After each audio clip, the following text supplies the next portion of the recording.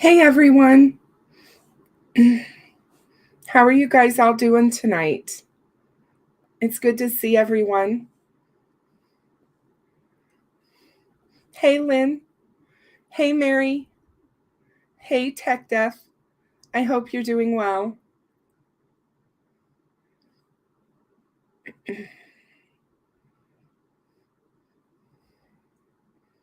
Hey, Moonshadow. Hey, Zooter. I'm feeling better. Thank you so much. Hey, John. Hey, 1L Michelle. Welcome. Hey, CJK. Good to see you. Hey, little Pookie. Thank you so much. Hey, Lipsha.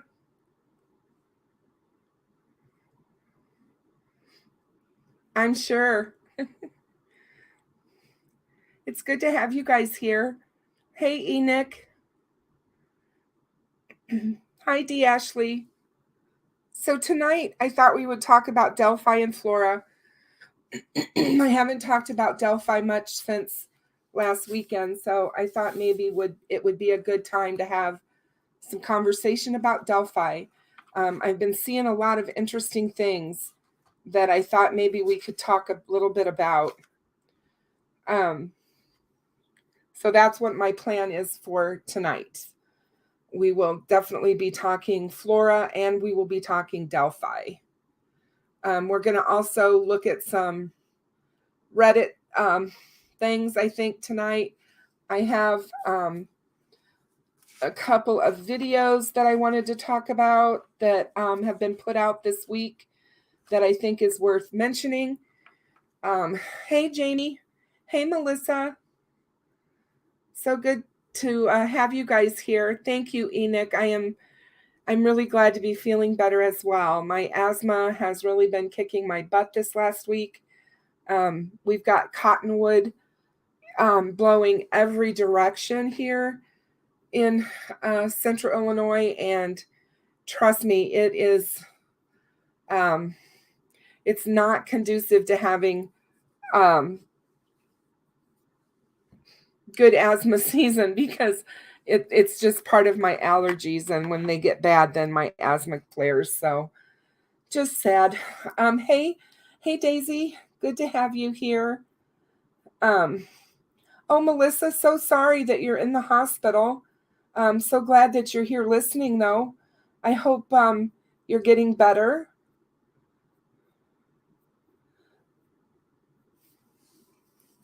Yes, humidity affects me greatly, CJK. For sure. I have a really rough time if it's super humid. Hey, blind squirrel. So it's good to see everybody. I didn't put out my thumbnail until really late today, so I didn't know how that would go, but I'm glad that you guys have subscribed. And if you hit the bell on my channel, it will also alert you every time I go live or drop a new video. So yeah, let's all pray for Melissa to get well and get out of the hospital. For sure. The hospital is a no fun place to be. Oh, Jamie, that sounds terrible. I can't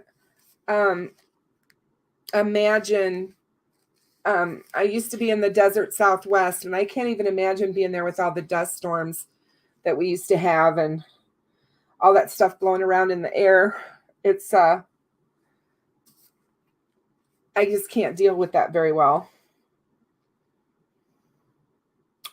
So, it's really weird. Jamie, I've noticed that too. Has anybody else noticed that there's been an issue with YouTube and the notifications? I thought I would let somebody at YouTube know that, because I've not been getting my notifications on the channels I subscribe to. So it's like they go out. It's like she said, it's like you have to re-hit the bell on on the channels to get the notifications. But yeah, Jamie, I've been definitely having issues with that as well. So yeah, it's kind of weird. Hey, Toy Airy. it's really upsetting because then you miss things that you don't want to miss. You find out about them in the weirdest ways. So it's kind of crazy. I'm going to kind of be all over the place tonight. There's not really a good, I don't really have a really good outline for tonight. So I do apologize for that. But just know that I was all over the place when I was doing the research for tonight, showing what I wanted to talk about. So that's probably why it ended up kind of a mess, so to speak. So, and I don't like missing them. I really don't like missing lives. On the people that I subscribe to that are live, I don't want to miss their shows. So, it gets really frustrating sometimes. So, we can only hope,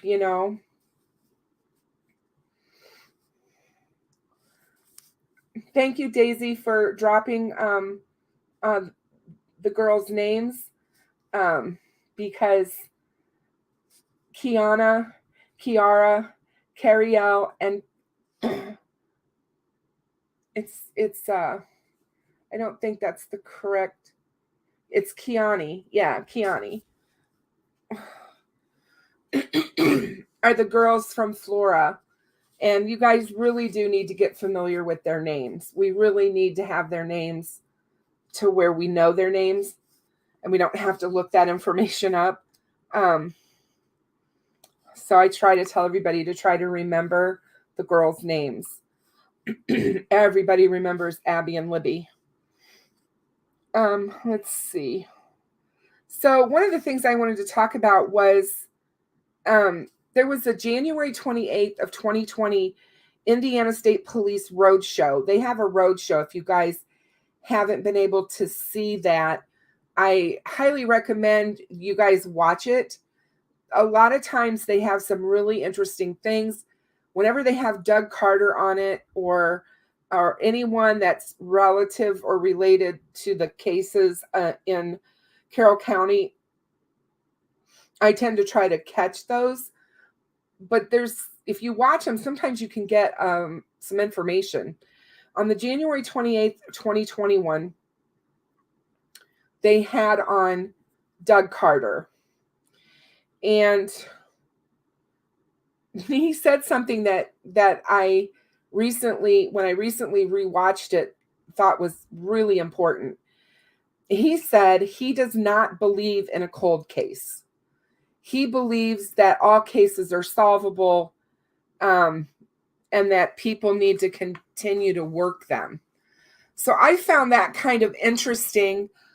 So many people regarding Delphi, because the lack of movement and in their eyes, they don't see things on the surface as movement, tend to consider Delphi a cold case. And I in no way think that Delphi is a cold case, far beyond that. But because I do believe they're still getting a lot of tips and they're still working a lot of the tips that they've already gotten.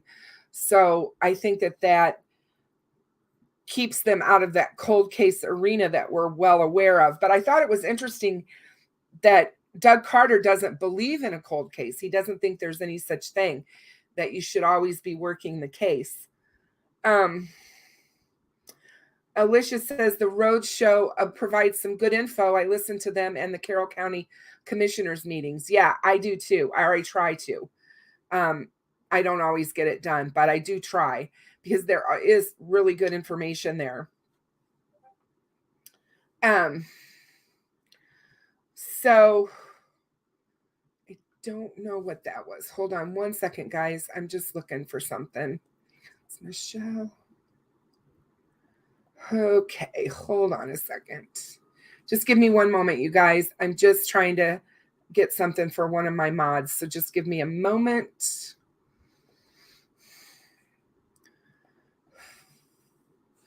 Copied.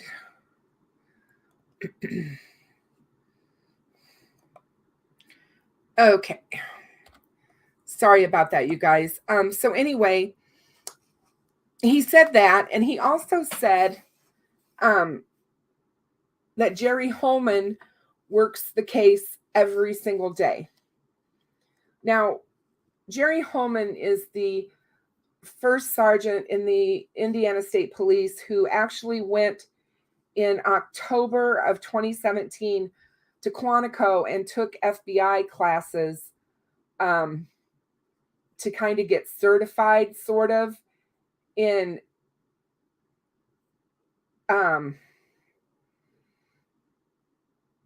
working this type of murder case. They didn't really have anybody that had that kind of needed experience, and so they chose him, and he was the one who went and got the training. Jerry Harper is also working this case, and he is a classmate of Doug Carter's. And he's been on the force for the Indiana State Police Force for 35 years. They also assigned a young trooper, Indiana State trooper, was assigned to the Delphi case, David Vito. And Doug Carter said it was a great opportunity for him to experience something of this magnitude. I thought that was interesting because I had heard that Dave Vito was somebody who was experienced in the forensic side of the case. So to find out that he was maybe not as experienced as we thought, maybe they were trying to get him experience, he said, in a case of this magnitude. So perhaps he has a lot of forensic experience in the forensic technology side, but he'd never worked a double homicide before. I suppose that's pretty interesting. So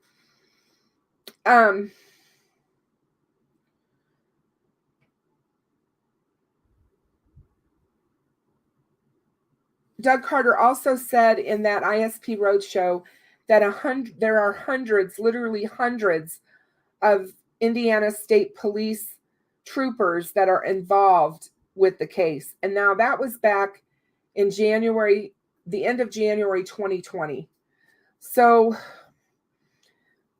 they still were actively working the case back then. And we know for a fact, at least since November of 2021, that there was a lot of things happening.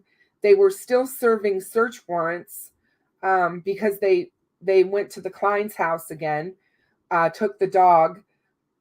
We know that they were interrogating because of the interrogation that we learned of Kegan back in 2019. Plus, he was also able to talk to HLN in December before their special came out.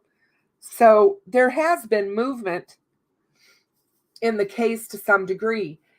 A lot of people have talked about what that movement means and if it's really true movement or if it's smoke and mirrors. And I don't believe so. I believe that this is actual movement in the case, and I think a lot is happening behind the scenes that we are not privy to and will never know. And that's, to some degree, that's the way it's supposed to be. On May 9th, I thought this was really interesting.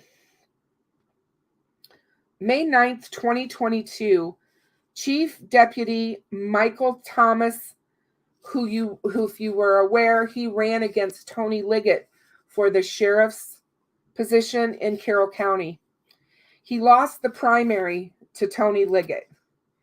Now, both of these men were part of the sheriff's department in Carroll County. I think you can kind of think, after I tell you what's happening here, that there could very well be some coercion going on in the sheriff's department in Carroll County. Michael Thomas ran for sheriff against Tony, and Tony was called out, or basically endorsed by Tobe Leazenby, the sitting sheriff, Jerry Holman, the first sergeant in the ISP, who is the head of the task force, and Dave Vito. They were all, and Dave Harper were all part of a group that paid for ads representing Tony as Liggett as their choice for sheriff. Part of those ads have been called into question because of violations of the Hatch Act. We already had a show about all of that. But what I felt was really telling was on May the 9th, Chief Deputy Michael Thomas, after losing the primary to Tony Liggett, received a letter signed by Tobe Leazenby on the Carroll County Sheriff Department letterhead that tells him he is being demoted. That even though Tobe doesn't agree with the action that's happening, he must pursue actions that he feels will be for the betterment of the sheriff's office. So this man was demoted for doing nothing but running against Tobe Leazenby's choice for sheriff. And they demoted him for that.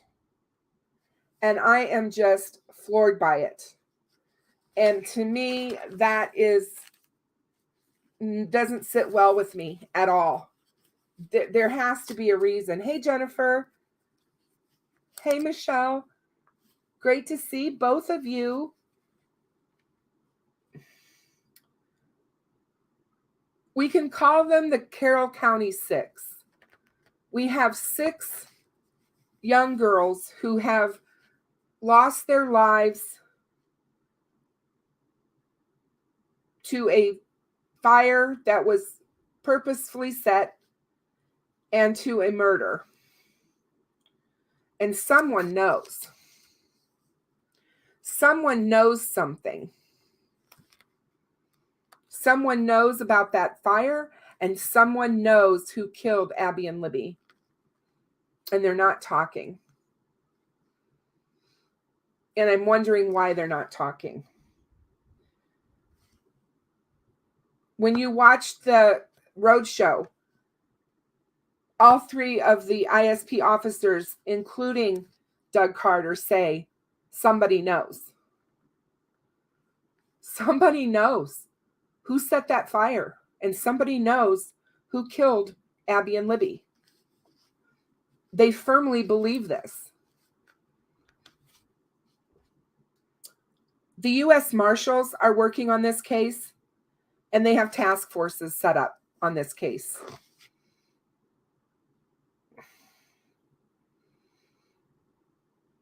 And Doug Carter talks about how their investigation has not been perfect. They are not perfect. They have made mistakes. He admits to this.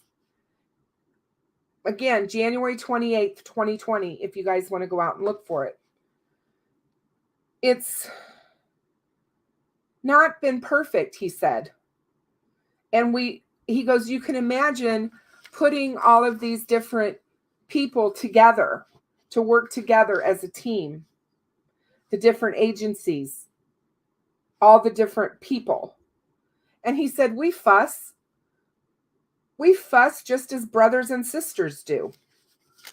So they don't always agree. And you can't imagine that they would. And one of the things that I thought was interesting is at the time in January of 2020, they talk about the fact that Carroll County is leading the investigation and not the Indiana State Police. Again, that's troublesome to me. The reason being is this county has no business being the lead investigator in this case, in my opinion. Not only because of what happened in Flora and what was going on in Flora, and that case still being unsolved, but they don't have any experience.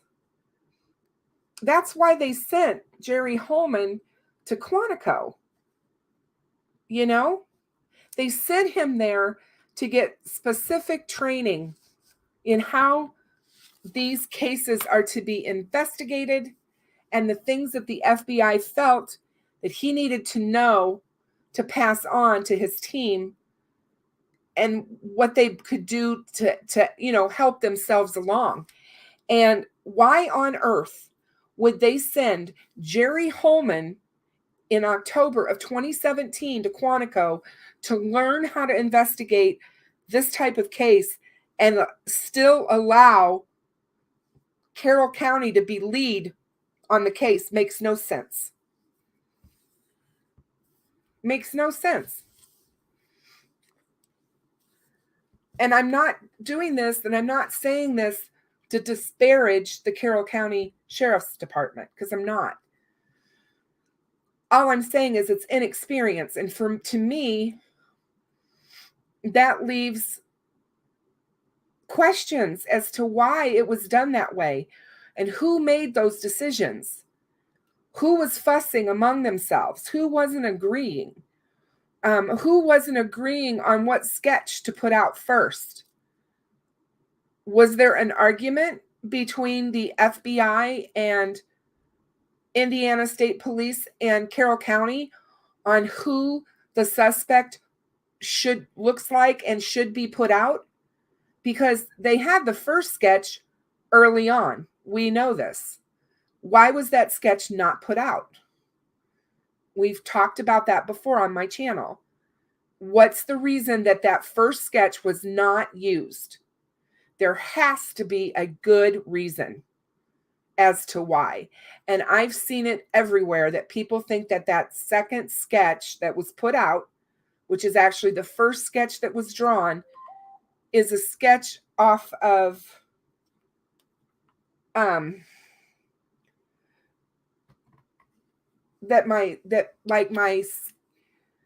am I trying to say?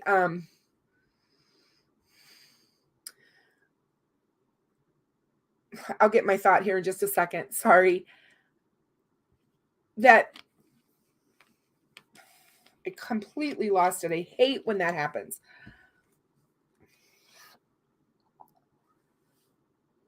It had to be something important that kept them from taking that sketch, which what I was going to say is I've heard people say that they thought that sketch was done off the Anthony Shots profile picture of the model.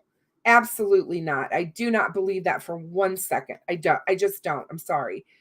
Not at all. And I believe that it was done so early on. Somebody didn't want that sketch out there for some reason. And I don't know why. It's really bizarre to me. And it bothers me. So that's one of the questions that I just think is so bizarre about this case. I just really am. I agree with you, Michelle. That was one of the biggest screw-ups that they made. And I've seen people scream at the top of their lungs, it was dangerous, it was cold, it was dark, it wasn't safe for the searchers. What about the two little girls? A 13 and 14-year-old girl that were out there supposedly lost, missing. Nobody knew where they were. Why would they stop looking? I mean, I have watched a lot of searches and a lot of people being looked for, and they don't just up and stop searching. I'm sorry, they just don't do it. And yeah, the terrain wasn't the best, but I'm here to say that, if that was your daughter out there, you would be screaming bloody murder if the police were like, well, we're going to just shut things down for tonight and we'll pick up tomorrow. And what was it? Something Tobe said, they've got age on their side. What the heck does that mean? It was 36 degrees that night. It was the middle of February in northern Indiana. It's cold. 36 degrees is cold. And especially when you're not dressed for it. No coats, no gloves, no blankets to keep warm. And yes, all they thought was they were missing. And I know hindsight is 20/20, but it just, it just seems odd that they would do that. I did think it was interesting, though, that Carter admits in that ISP Road Show that they've not been perfect and that they have made mistakes. So that makes me feel good about him. At least he's willing to stand up and say, we screwed up. Tobe has stood up and said it. He said the same. He said the same thing. He will regret forever calling off the dogs. I don't think the dogs would have helped in any way. In my opinion, the search wasn't about finding the girls alive, because I don't think that would have happened. However, I do believe that it's possible that they would have found, by finding them quicker, there would have been less chance for evidence to be messed up and, trotted through with all the searchers and all the chances of it being degraded. To me, it just made more sense the quicker they could find them. We would have had a better protected and a better preserved crime scene, in my opinion. And so that's one of the things that we lost by them not being able to do that.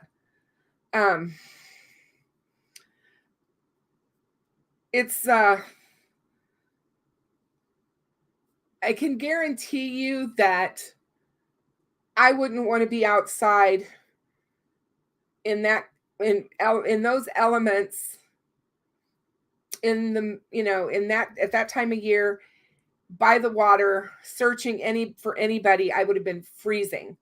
That's just me.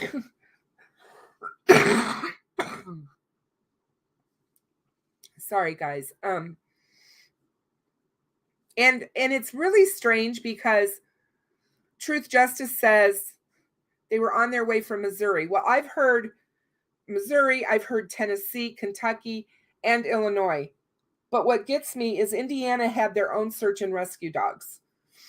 And I believe Mel from Cold Truth talked about that in one of my lives, that she is absolutely aware that they have search and rescue dogs in Indiana. Now, if those dogs were somewhere else and being used somewhere else, then that's understandable, but that's not what I think happened here.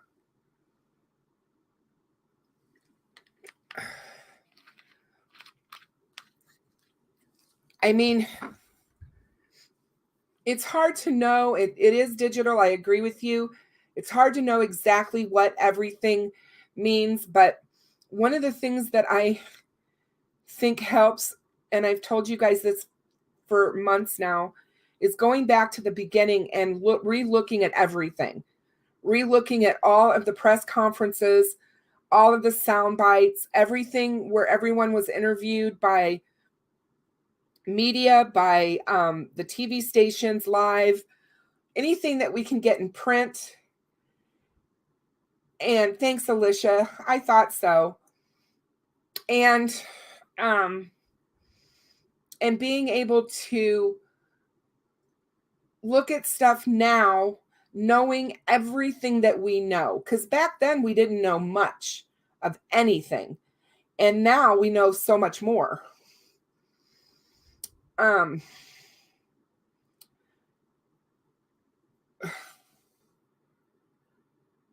just feel that things may have been different as far as collection of the evidence. And that's really cool because and it is. And I do get that. I get that, Perry. Thank you so much for being here. You know, Perry's like, let's keep an open mind and think positive because it is what it is. And it's the truth. You know, we have to continue to keep our minds open. And, you know, I believe they're going to solve this for sure. I have no doubt in my mind. But I found that stuff kind of interesting when I was looking at it. And one of the other things that I found was a soundbite of an interview, and I believe the interview is with Alexis McAdams, and it's Tobe Leazenby in his office. And it's early on, and it's when they're talking about how the county and how the public should feel about what was happening. And he said something to the effect of, no one should be worried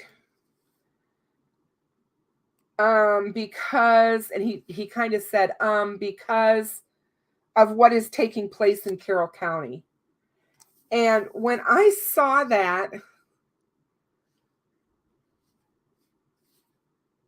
and heard him say that, I was like, what is he referring to? What is taking place in Carroll County? I just didn't understand what that meant. Doug Carter says what happened in Flora represents evil in America. I have to agree with him. Anybody that would set a fire deliberately, knowing that there are 4 children in the building or whatever location, it's just pure evil. And he said the sadness that has washed over Carroll County is unacceptable in America, and no county should ever have to deal with that tremendous amount of loss. And, you know, they were 9.5 miles apart. That's how far it is between Delphi and Flora. 9.5 miles. And they happened 84 days apart. So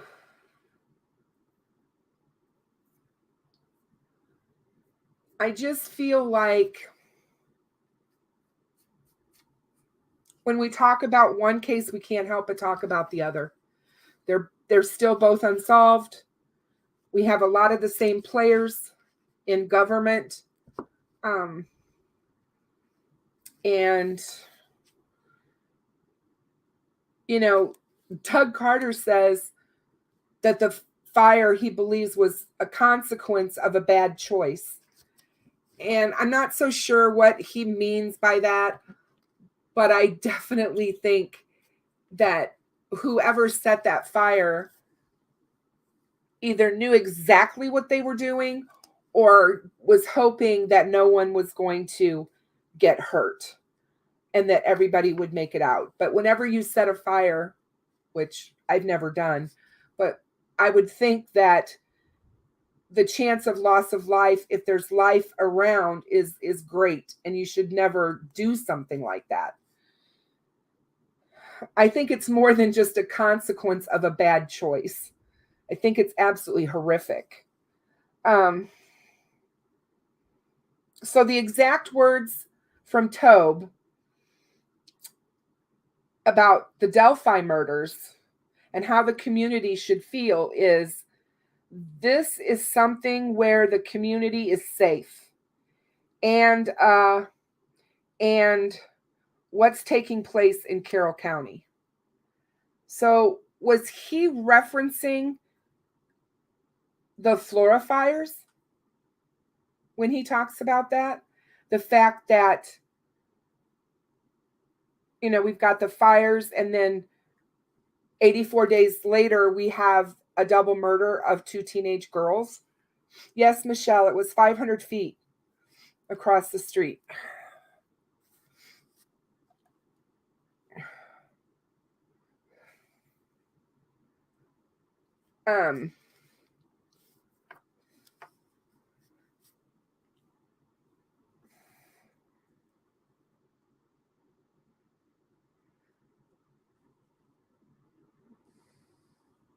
I never did understand, and I know I'm not the only one, but I've never understood how they could come out and say that the community was safe after a double homicide, brutal homicide of 2 teenage girls in the woods.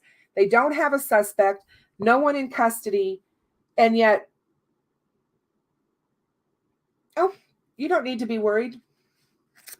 That's always bothered me. Doug Carter said, whether it be a complex homicide, such as Delphi, or an intentionally set fire, good prevails over evil. We have to make sure that it does. Well, we all know that good doesn't always prevail over evil. Sometimes evil wins. Because in my mind, evil won in both of these cases because they took the lives of 6 innocent children. And to a degree, that is winning. Now, will they continue to be out there free and able to live among us? That's what we hope and pray will not happen. But, we have to wait and see for that. Exactly. There was something that I wanted you to hear. Hang on a second. I got to find it.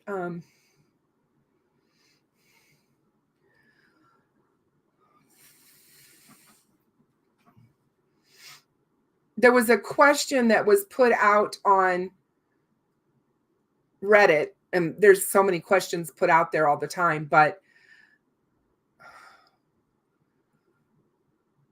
everybody believes certain things in this case is factual when we've never had law enforcement tell us that they're factual.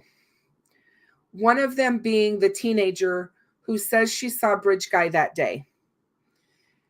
I'm not saying she doesn't exist. I'm just saying we can't say that that's factual because law enforcement has never told us of one eyewitness. In fact, law enforcement has told us that no one saw Bridge Guy that day. That no one saw Bridge Guy that day. Doug Carter said that on TV on the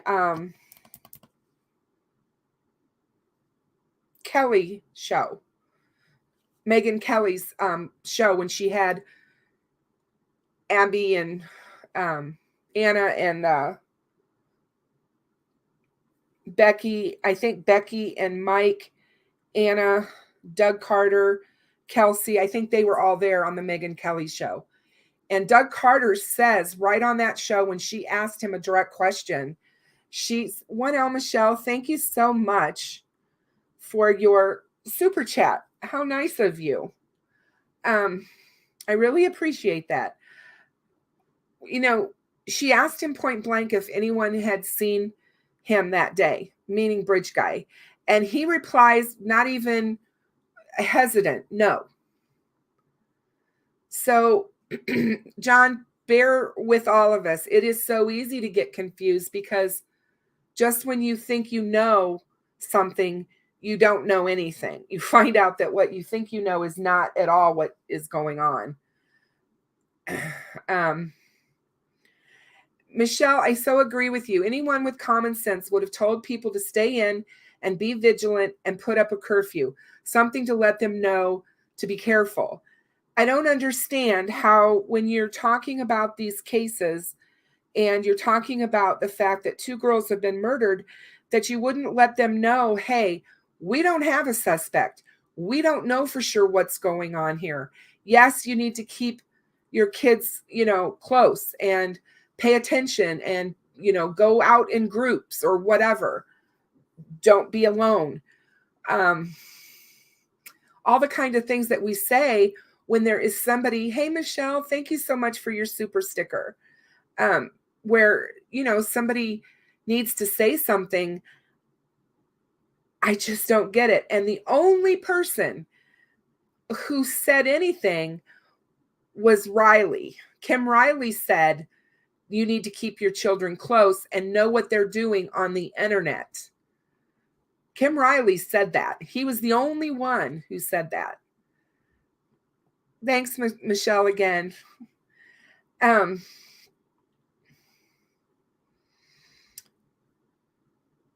So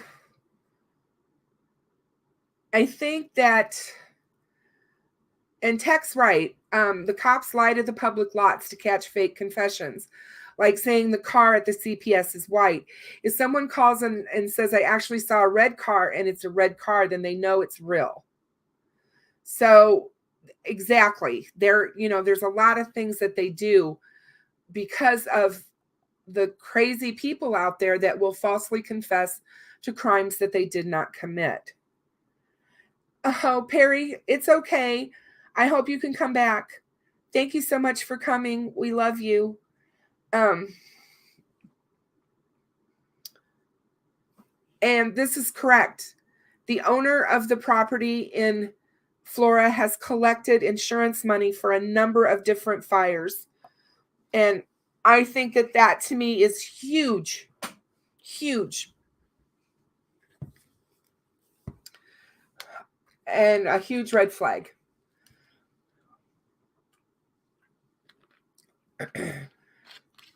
I agree with you, Alicia. If any of you happen to catch any of the debates between Mike Thomas and Tony Liggett, I thought those were very interesting. Though in the one debate, Tony Liggett was talking about how everyone respects him and, he gets to the bottom of things and he makes everybody have to answer for their actions and whatnot. And Mike Thomas comes right back at him and says, except when I brought up such and such and was reprimanded for it. So not everybody wants to get to the bottom of things, only certain things. So yeah, I thought that was interesting. So Enoch says, why wouldn't they put out a warning unless they knew they were targeted? I firmly believe that is why no warning was put out. They firmly believe that this was an isolated incident that happened to the girls and nobody else was in danger because this was supposed to only happen to the girls. And I believe that's what they went with. And that's exactly why they did not bring up anything about being safe or whatever. That whole, what the Delphi police captain said about, well, our community is smart. The people of Delphi are smart, and I expect them to be able to know what to do with this information was the most ridiculous thing I've ever heard from a law enforcement individual. I couldn't believe it when he said that. I'm sorry. I just thought that was ridiculous. Hey, Just Pam. I just saw you kind of sneak in here.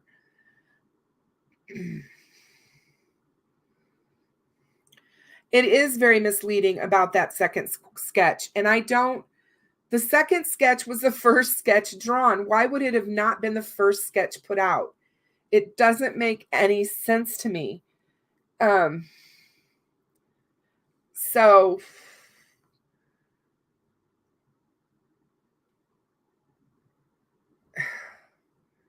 and that was me too, Truth Justice. How could they have made that decision so early? They had no idea. Well, The only way that they could have made that decision so early is if it's something that they found at the crime scene led them to that conclusion. And that would be the only way in my mind that they would have anything that would be able to lead them to those kinds of conclusions. You know, Perry Freeman Copfax, who was just in here with us, told me that one of the ways that you want to work a case is you work it out from the worst scenario out. And I've heard that from other detectives as well, that you always start with the worst case scenario and then move out. But that doesn't appear to me to be what they did with the girls, at least not with Abby and Libby. They did not. Hey, Dana, it's good to see you. Hey, Miranda, welcome. I don't believe that they looked at worst case scenarios. Hey, Carrie Gold. So I think that is one of the things that we have to keep reminding ourselves of as we're going back to the beginning and that we're looking at things. Yeah, the fire chief and the fire inspector, father and son, highly suspicious. The mother is accused of embezzlement, found guilty. I mean, the whole thing is just crazy beyond crazy. And they did billboards all over. The FBI wanted billboards everywhere.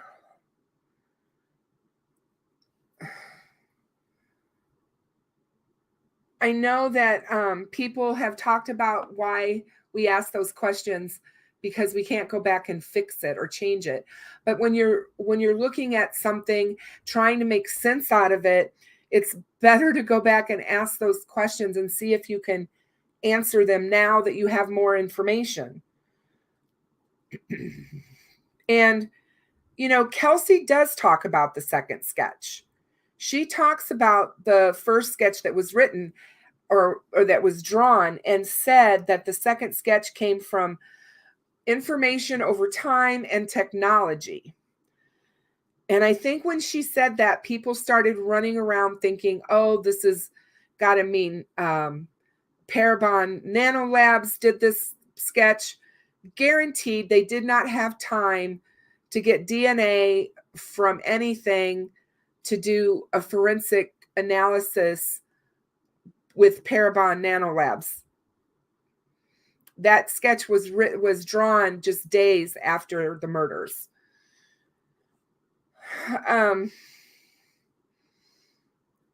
So I think that has always bothered me about that sketch. And I know we've been told not to really pay that much attention to them. I think the last thing we were instructed to do was look at the body. Look at the body of the man on the bridge. Pay attention to his mannerisms, and don't look at the heads. I think that's why they took the descriptions off of the posters, because everyone has been fixated on these pictures, these drawings, these sketches, because they're not pictures, they're not photographs, they're sketches, and it's an interpretation by an artist of something being told to them. And, you know, just with that in itself, I can't even imagine doing that. I have a couple of artists in my family that are exceptionally good, and I just can't imagine them having to sit down and draw something like that. But they do it all the time, I guess, in class and stuff when they're doing their art school stuff. But it's it's just interesting to me that these guys, that's what they do. These men and women, they sit down with witnesses and they talk to them and get descriptions of how this person looked. And I just can't wrap my head around that second sketch, which was the first sketch. And I do believe in my heart of hearts that that first sketch is important, Michelle. I do. I believe that first sketch that was drawn is much more important in the case for whatever reason. And I think it's because it was the first one. The other sketch didn't even come about until July of 2017. It took months for them to get that sketch, and they had multiple witnesses giving that information. So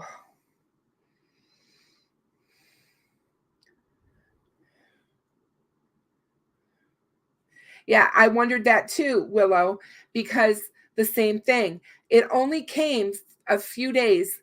It was drawn a few days. I want to say the 17th is when it was drawn of February. I'd have to go back and look.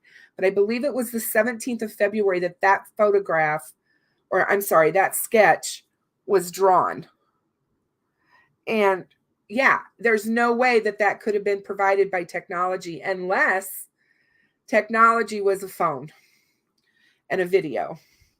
That's the only technology that I can think of where you would get that kind of an information, unless it was social media.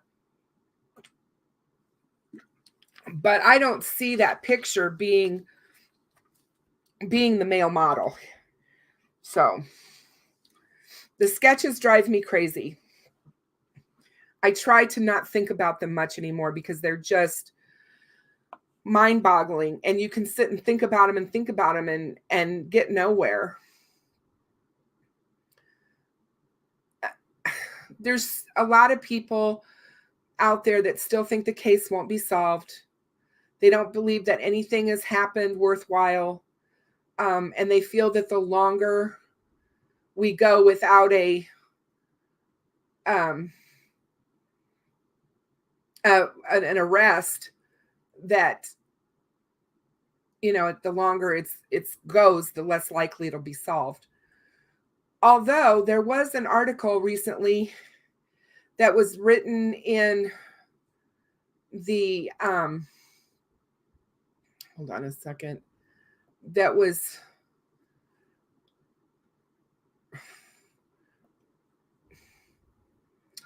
I thought it came up there. I'm looking for it. Sorry, guys. There was an article in the Washington Post, and they looked at 8,000 murders and over a 10-year span of unsolved murders.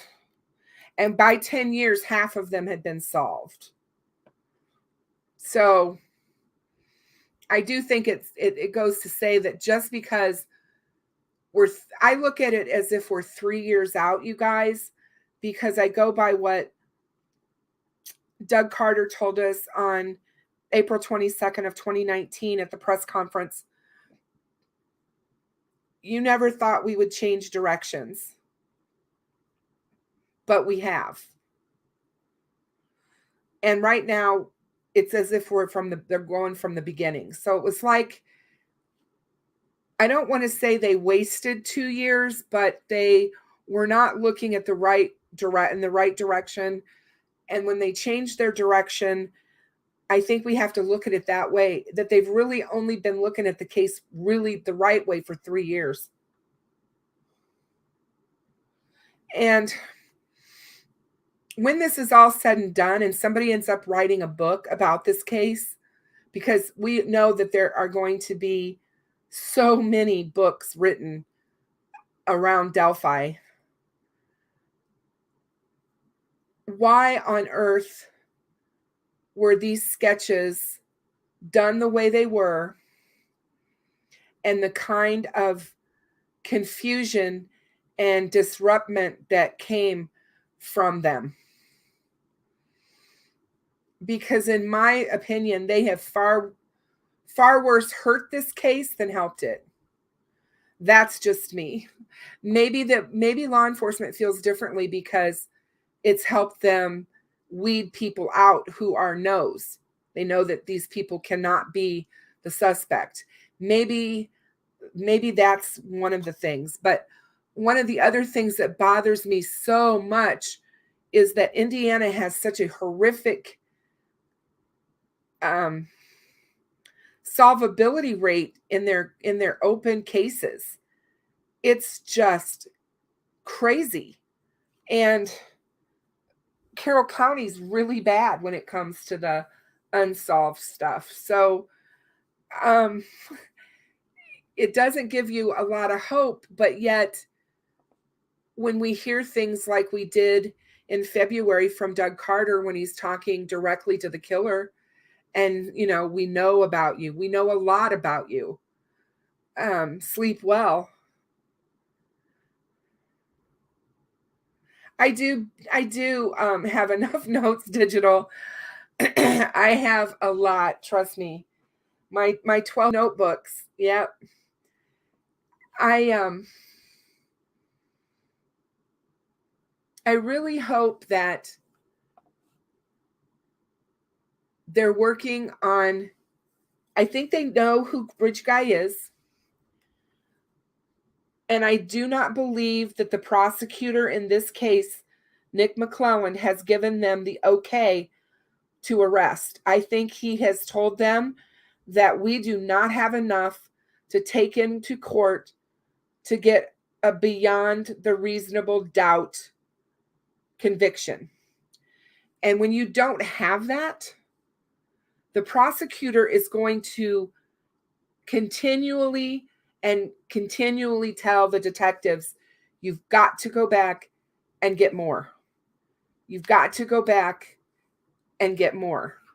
Because we've talked about it. It does not take that much to turn one juror and say, okay, that one juror has that reasonable doubt, and that's it. Boom, it's over. You don't get another shot at it, guys. Once that's done and they acquit because they can't reach a unanimous verdict, then he walks. Unless more evidence would come to light that they could recharge him. But most of the time, when that's not how things work. Most of the time you get that one shot in court. And I definitely think that that's could be what's happening with the case. We have little confirmed evidence in this case. And that's even including everything that's been leaked, really. We have people who are somehow rejecting the Anthony Schatz information and connection completely. We've got that to people cherry picking stuff that works for their theory only, but ignoring stuff that doesn't. Delphi to me is an absolute great case for a criminal law case study, because it's a good example of how people can draw different conclusions from the very same piece of evidence. We all know the same pieces of evidence, and we all have different opinions and different conclusions about that said evidence. So to me, that goes right there to show you exactly how reasonable doubt happens. And, as we talked about when we talked about how juries work in criminal cases, of course, they get extensive instruction on what to do, how to deliberate, what evidence they are to look at and only look at. And usually the attorneys are really good at presenting that evidence in a way that just your average person is going to know or understand it, you know? So that's one thing to be clear on.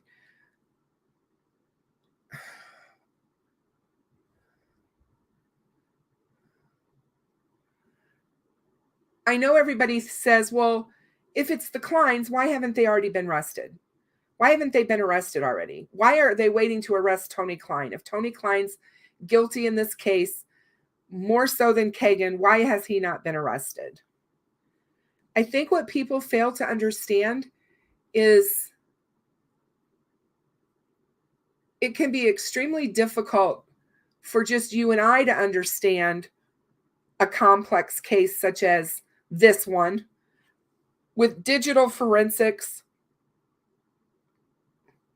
multiple witnesses, multiple witnesses, and multiple people possibly being involved.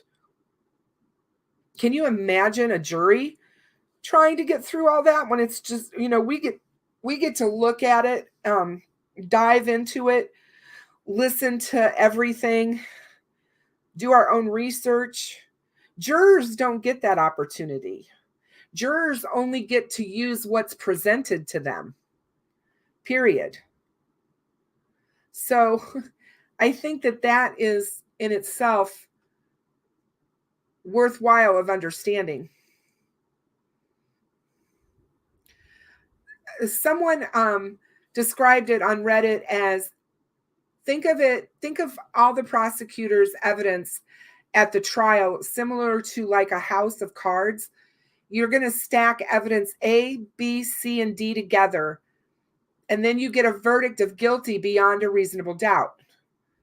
But imagine that evidence D is an expert analysis that the jury is having trouble understanding. And if you lose the jury on D, does the house still stand? Or is there now reasonable doubt?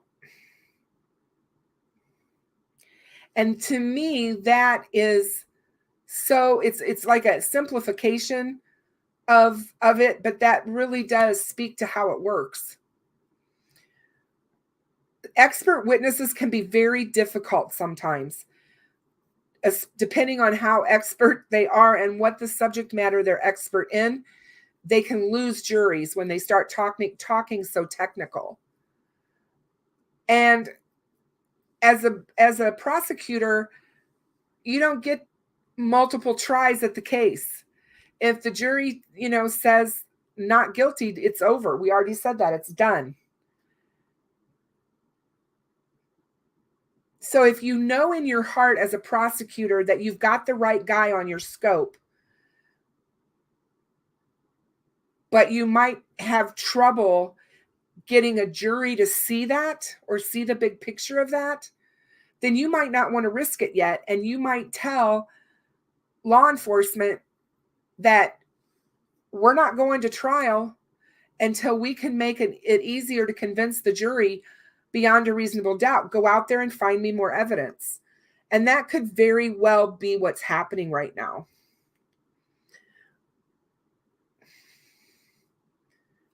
And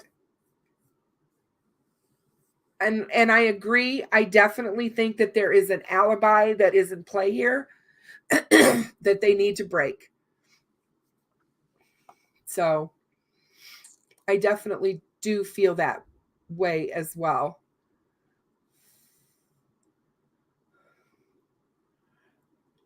For those of you that aren't aware, the captain put out a new video yesterday, I believe it was. Hold on a second.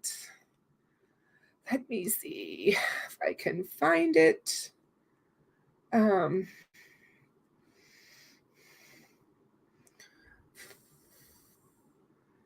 It was it's called Speculation and September's End. And it's a compilation with Fig solves. And I highly recommend that if you guys haven't watched it, that you give it a watch, because I'm dropping the link into chat right now, you guys. And that's the link. So if you haven't seen it, go out and watch it. The Captain Howdy does a really fantastic job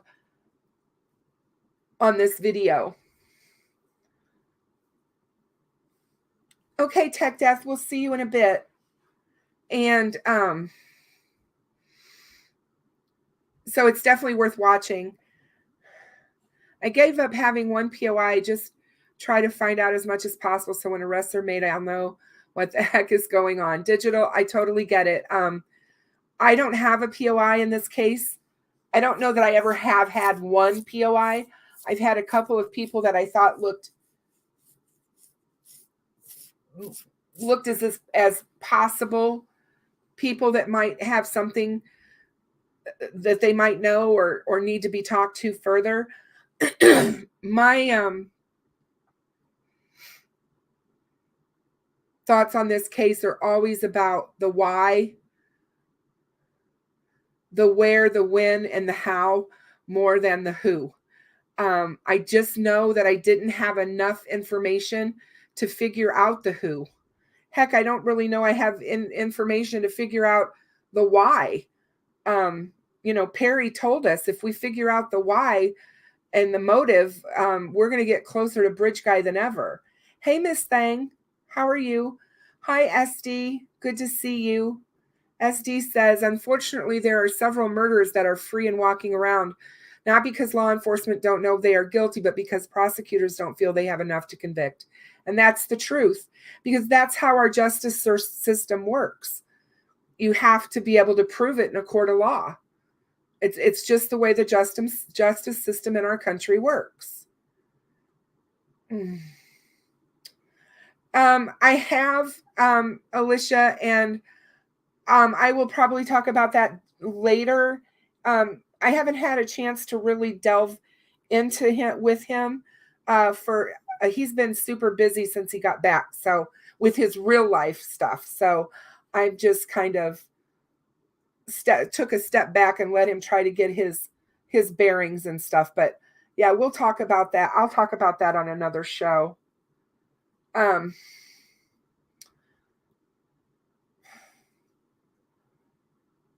believe that, Willow. I believe that this person is very organized and a lot smarter than we give them credit for. I don't believe that it was by accident that they've remained free for 5 years.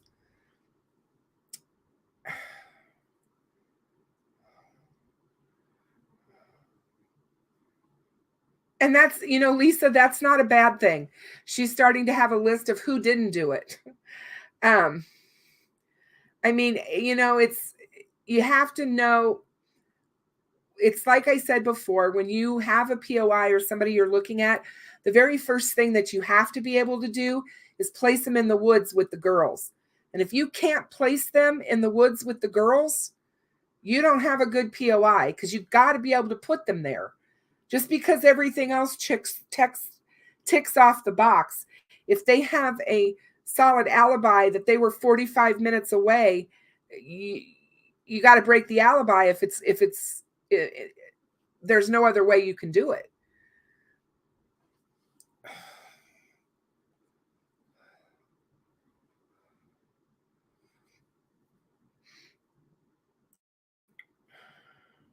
Interesting, Michelle. What were you watching? Were you watching the RTV6 helicopter footage? What were you watching? Because I happened to watch that today too.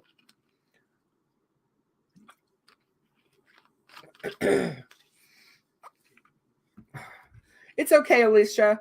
We all have lives outside of here, and sometimes it gets the best of us, You can get busy.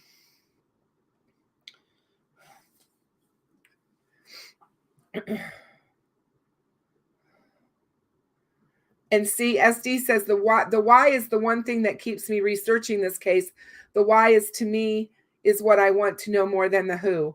Yeah, I want to know why too. I want to know what it was that made this person decide that this was the best thing to do that day.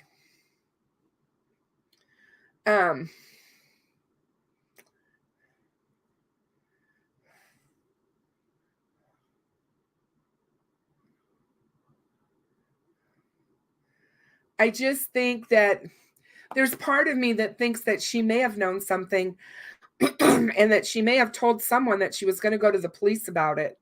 And to me, right then and there, that's enough motive. You don't need anything else. If she knew something she wasn't supposed to know, or figured out something she wasn't supposed to figure out, and she made the mistake of telling the wrong person that information, that would be motive for murder. Hey, Jane from the country. So good to see you.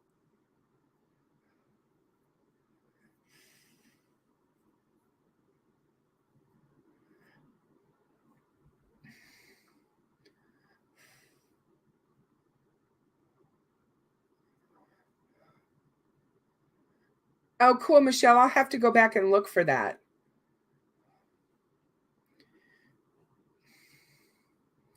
So, I thought that was interesting about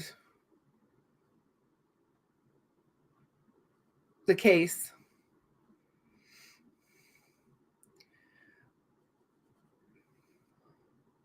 But yeah, the Captain Howdy has a good video. So go out and check that out, you guys. Oh, good Lord.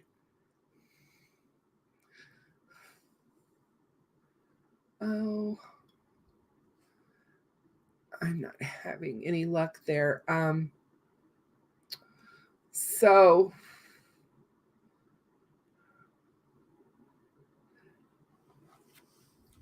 there's a post that was posted in Delphi Murders, which is the big Reddit sub for Delphi, and it is the most moderated of all the subs. They're extremely strict in there on what they are, what you are allowed to post and so on. There's a post in there that was made a week ago, and it says, I've heard from locals that no one has seen Tony Kline in 2 months.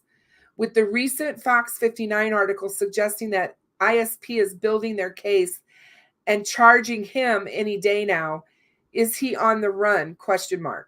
My source is a neighbor and stated that he has not been home in at least 6 weeks and that people drive by there daily honking, revving their engines, presumably to dish out a little street justice, but I'm not sure what to make of that part. So, according to a next door neighbor, if this is believable, Tony hasn't been seen in at least 6 weeks.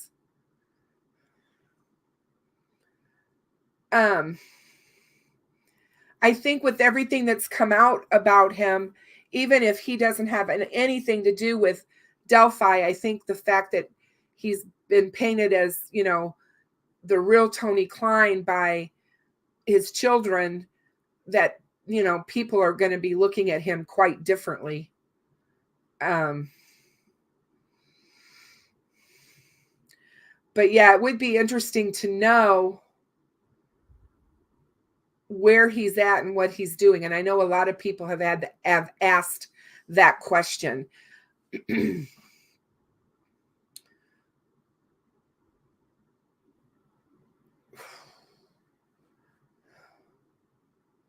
So, there was I thought another really good post in Delphi Murders. It happened a week ago, and it was posted by a user called Limbowski, and he broke down the transcript from Kegan and talks about the lies that he told in that transcript. So I thought we would talk a little bit about some of those. But the lie number 1, Kegan said, I'm like the least most violent person. Unless you are a failed catfish attempt or listen to any of the lyrics in my music productions. I think he was trying to be funny with that. But yeah, he says that he's like the least most violent person, which doesn't make a whole lot of sense. But anyway, lie number 2. Kegan in the transcript immediately lies and says he didn't use the devices or photos after being underage. And then they slap him with the timestamps of device usage.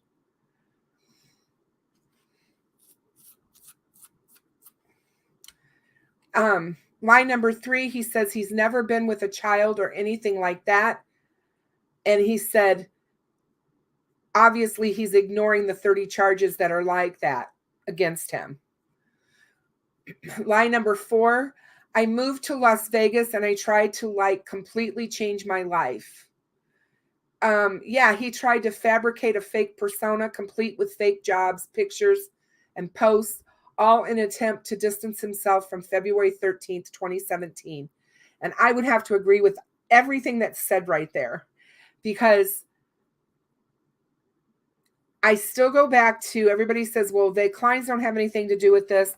Why in the heck did they go to such lengths to create fake posts and fake personas and fake everything in Vegas? And what was the trip to Vegas all about when it didn't happen?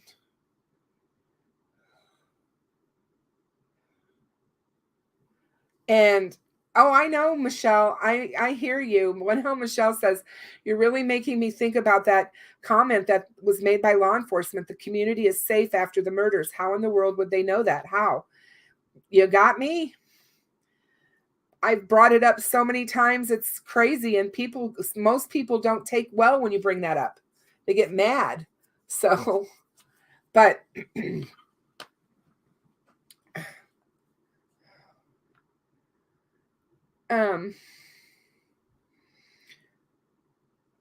thanks, Jane. So line number 5, ran a cannabis delivery company in Vegas. With no license and no car, he ran a business. No wonder he fell on hard times, right? Line number 6, he does graphic design and stuff from an app on his phone. No, you really don't. He uses Canva, which I also use when I make my videos for my channel. And certainly you can use it on your phone, but I would think it would be extremely difficult.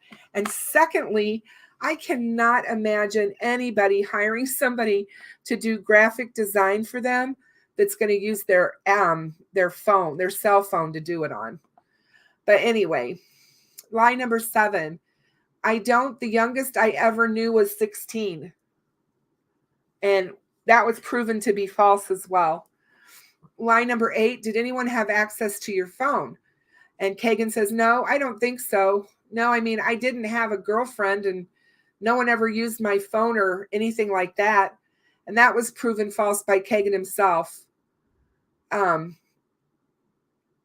Line number 9, where did Emily Ann 45 come from? Kegan says that was just some random name that he made up. And not according to one of Kegan's good friends, Facebook's friends lists, it isn't. There is a story there that Kegan distances himself from. Line number 10 is a series of lies denying everything they read to him related to Emily Ann 45. Lie 11, swears to God it wasn't him sending pics of kids. Only moments earlier, denied anyone else was using his phone. The guy, they always say when you start lying, it's really hard to discern one lie from another. So yeah, it's just crazy.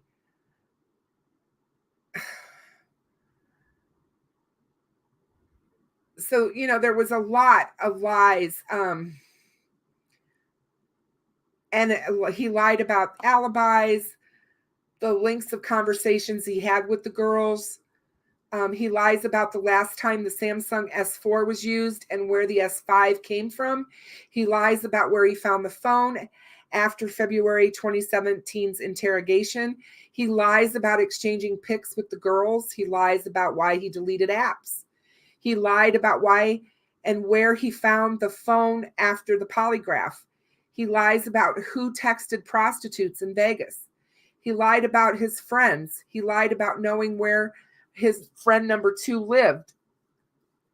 I mean, this has to literally be the most exhausting interrogation anyone has had to conduct in Indiana's history. And these are just some of the lies we know.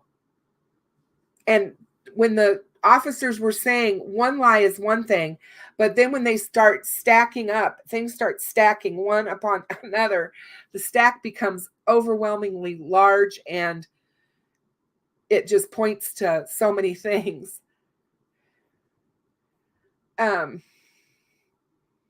But yeah, he's definitely a liar, and he definitely thinks that he's smarter, I think, than the police think he is as well.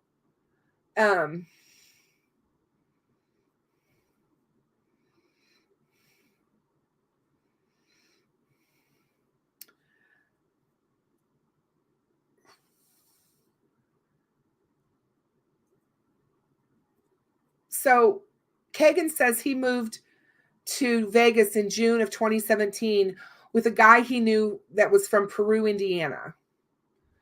And he had a 310 Los Angeles phone number, but no plan because he uses Wi-Fi everywhere he goes.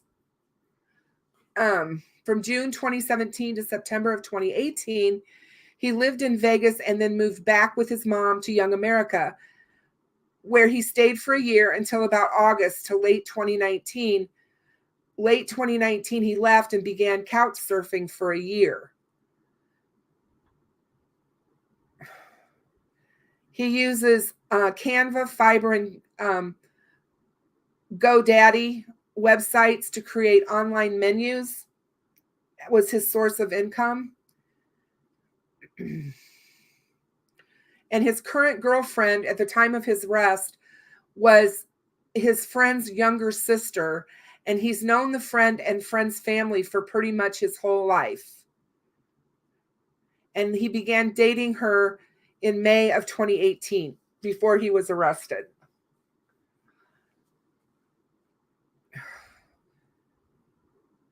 Tony is a car guy, as we know. He's a mechanic. He has owned several custom vehicles. He works on motorcycles, and he works at Chrysler.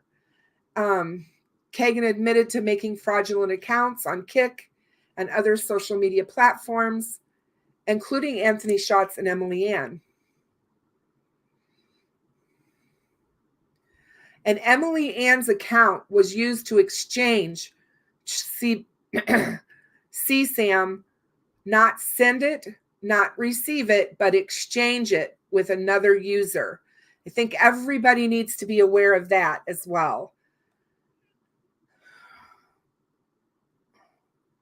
I think Kegan sounds or pretends to be shocked when he learns that some of the child abuse material exchanged on that account depicts images and videos of children as young as the age of 3. In fact, he seemed to be distraught by that.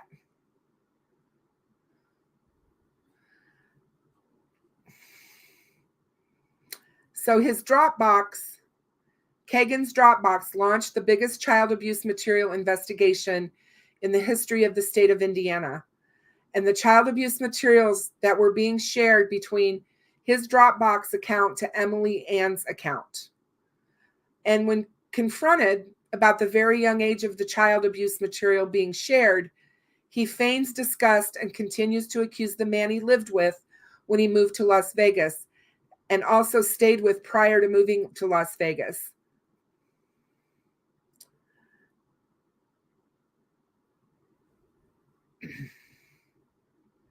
And law enforcement does confront Kegan that they believe 2 people are using the Emily Ann account due to phonetics and phrasing discrepancies.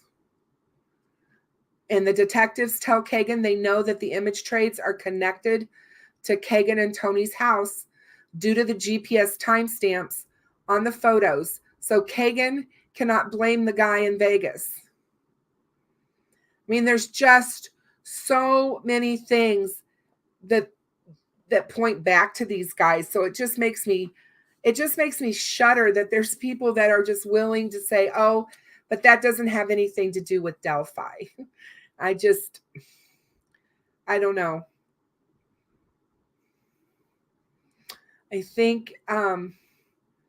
we'll all be shocked, as they said.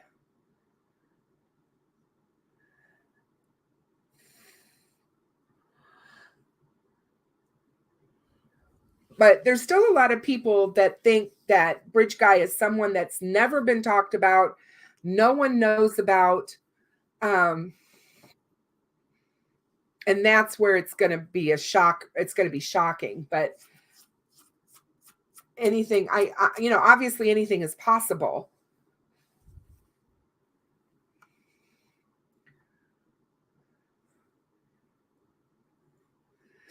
So it's a mystery, and it's a mystery that needs to be solved. These girls need their day in court. They need justice. These families have waited. The Flora girls, they need justice just as badly.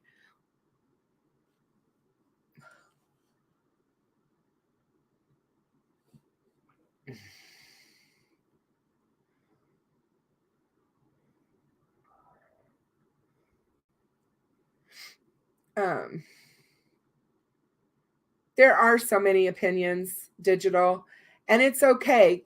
Everybody, hey, JW28, everybody's entitled to their opinion, and everybody's entitled to their own thoughts. Nobody's here to be the thought police for that. But just remember, when you're, like I said, when you're trying to look at a POI, make sure you can place your POI at the bridge. Make sure you can place them in the woods with the girls, because that's where it's at. That's what's important. And like I said, we've had so many different POIs over the years, and so many people came out and staunch, it's got to be this guy. Absolutely. And it wasn't. No arrests, nothing. And, we've got video and audio and of this killer, and we still don't have an arrest, and it's just mind-boggling. And I believe that keeping it out there and talking about it keeps pressure on the police to know that we're not going to stop talking about it. We want it, we want it solved. I believe they want it solved. I believe that law enforcement is wanting it solved, but I definitely believe that there are some interesting questions that need to be answered regarding some of this stuff. Hey, John, thank you so much. So much, John. How kind of you. But one thing is for certain, I do believe we're going to get a resolution in the case. I know that we're now into June, and everybody was thinking, oh, wouldn't it be great if it happened in May? And now we're into June. I'm not going to give up. Oh, hilarious, Michelle. Michelle said she broke a fingernail by smashing the like button. How kind of you, Michelle. I'm sorry you broke your nail, though.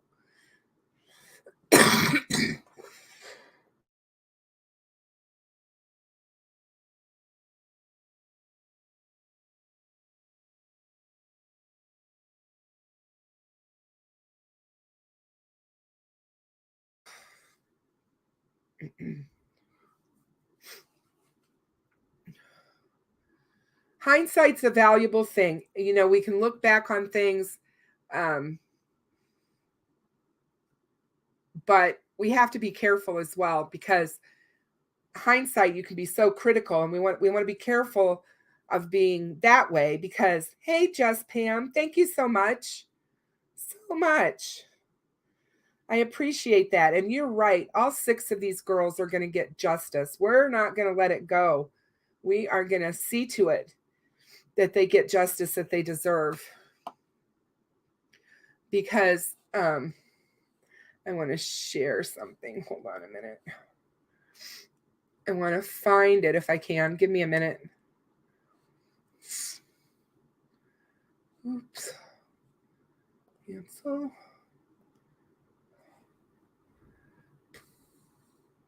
Where is it?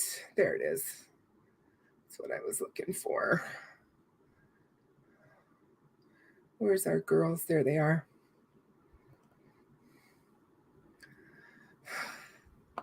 All right. Yeah, I want to pull them up so we have them on the screen. Hold on, guys.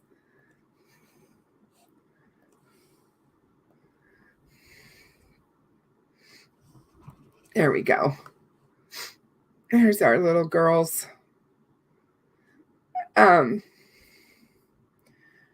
But yeah, you know, they need justice, just like Abby and Libby need justice. And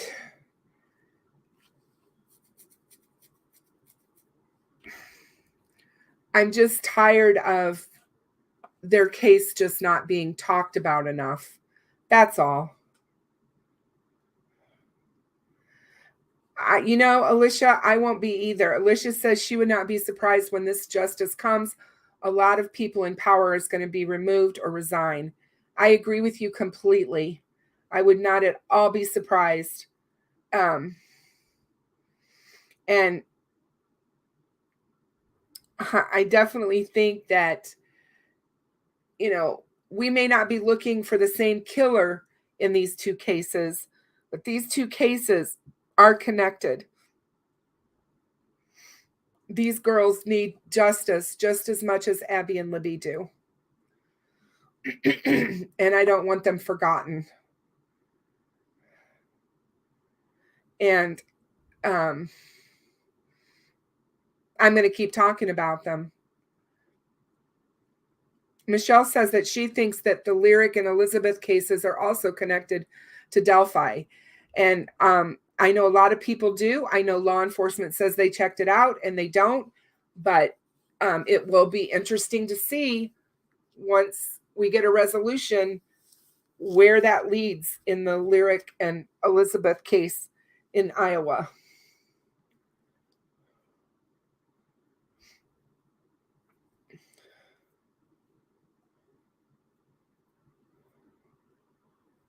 And I think that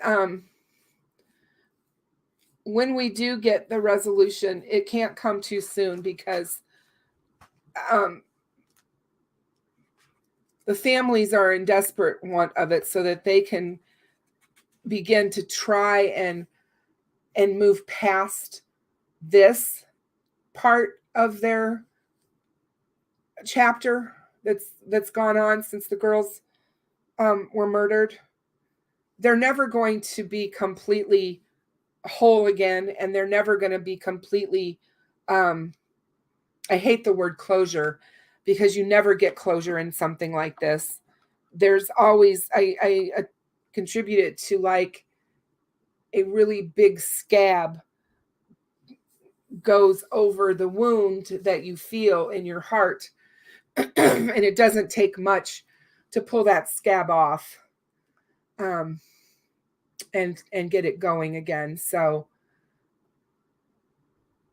yes, as far as I know, little Pookie, she is with her family in California.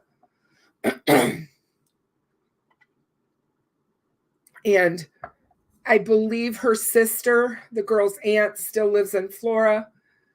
She says it's hell to have to walk past that house and know what happened there. It's still boarded up. They've not done anything with the house. It's just sitting there.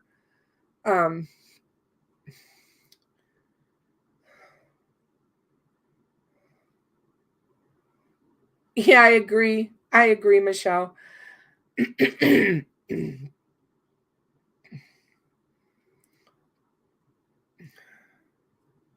There is no closure when our child is gone from our sight, little Pookie. You are correct. There is no closure. None whatsoever. No, as far as I know, there are no t-shirts for them, Alicia. I don't think there are. We need to check into that and maybe do something about them getting t-shirts, wristbands. I'm for all of that because I agree. It's walking billboards for their case if we have them, and we're able to get them out there. But again, we don't have the same kind of backing for the Flora girls as we do have for the Delphi girls. A different family situation, different economic, social economic situation is what I was trying to say in both of the cases. So they've just been handled completely different. I don't see anybody in Flora standing up, whether it be anybody from the churches or whatever, standing up and saying, hey, let's put together a t-shirt drive for these girls and, try to do something to help their case. You just don't see it. It's just like it's gone silent in that community. So it's sad, but that's how it is. Let's stop this and go on to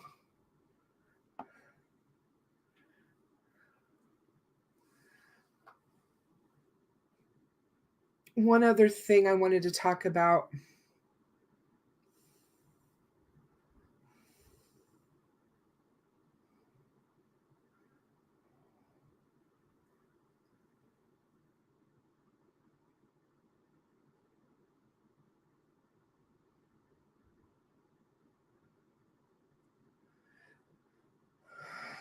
Sorry.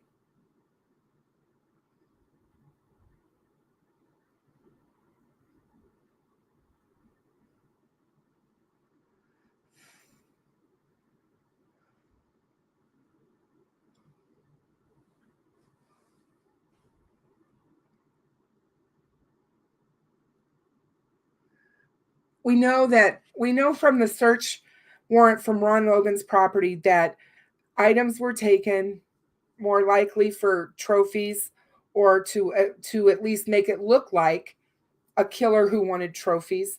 Again, I'm not completely convinced that this person didn't stage this crime scene to make it look like a sexually motivated killing and make it look like a serial killer or some sort of person who'd committed these crimes before. I'm still not convinced that that's not what took place here. But we do know that per that Ron Logan search warrant that items were taken. We know that there was either a sharp instrument used or something blunt force type of an instrument.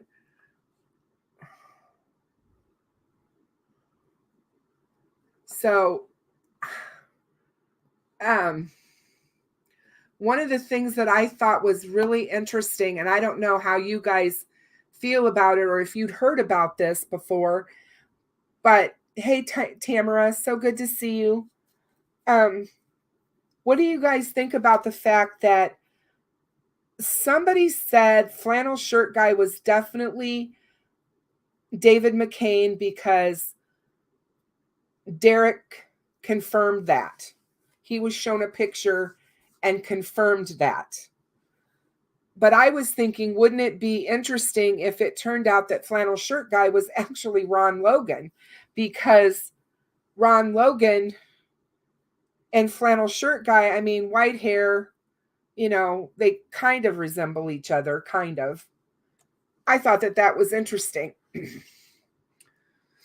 That thought that somebody had about it. So those are some things to consider. And, people are asking, do we know for sure that they crossed the creek? No, we've never been told that they crossed the creek by law enforcement. We've only been told where they were found. We've never been told that. So all of those things are us assuming that, yes, to get to the other side of the creek, they would have had to have crossed it, correct? unless they went back across the bridge. There's no other way for them to get to the other side other than to walk through the creek. So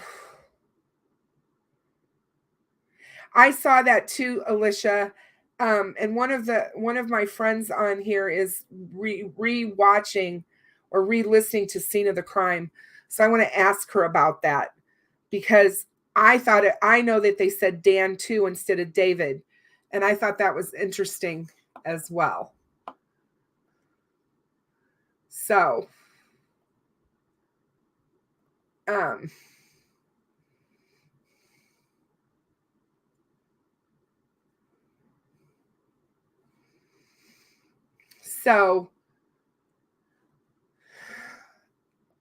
what was I going to say?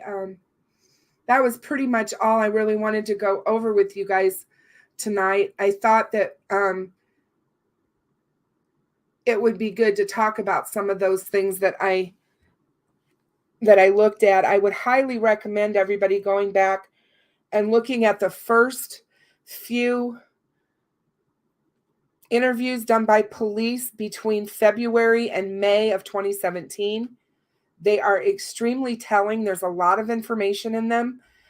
You can find most of those on my channel. If you go to my channel page and look under my playlists, under Delphi, I have a lot of those interviews and stuff already pulled out that you guys can click on and watch. But I would highly suggest it because it has a lot of information. And we can really learn a lot from some of the things that police said early on that we've all forgotten that they said. CJK, the McCains, Dave and Dan McCain, are millionaires. There's no supposing about it. They are millionaires. They own a lot of land, and their families have been in the area for generations. So the McCains were part of the trail committee that was trying to get the bridge redone for years, and trying to raise money to lengthen the trail.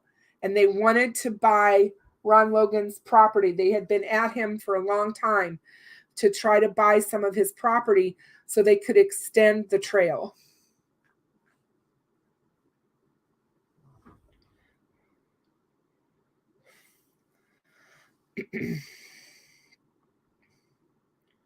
Yeah, there's a lot of stuff that we've missed. I agree, Michelle, and it doesn't hurt to go back to the beginning and re-listen and reread some things, because you can pick up on some new information that you may have not, been able to see or remember.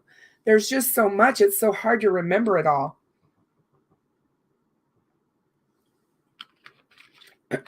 So, but my voice is starting to go, and I feel that it's time for me to jump off before I start coughing. So,